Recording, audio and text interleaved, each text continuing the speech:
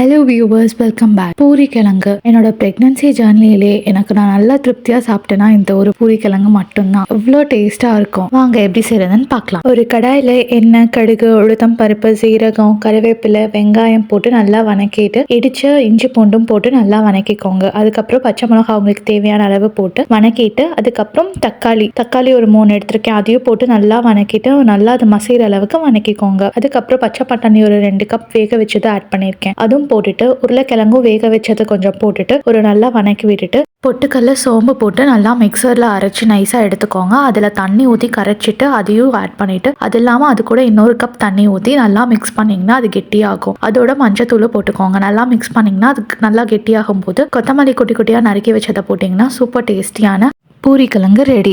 எங்கள் வீட்டிலலாம் காலையில் பூரி சுட்டாங்கன்னா நைட்டுக்கு மீதி இருக்க மசாலா தோசையில் சுட்டு அதுவும் சட்னியும் மசால் தோசைன்னு வச்சு தருவாங்க. அது செம்ம டேஸ்ட்டாக இருக்கும். உங்கள் வீட்லேயும் இப்படி நடக்குமான்னு கமெண்ட்ஸில் சொல்லுங்கள். இன்னும் நிறைய ரெசிபீஸ்க்கு கிராண்ட்மா ஸ்பைசஸை சப்ஸ்கிரைப் பண்ணிவிட்டு இன்ஸ்டாகிராம்லேயும் ஃபாலோ பண்ணிக்கோங்க.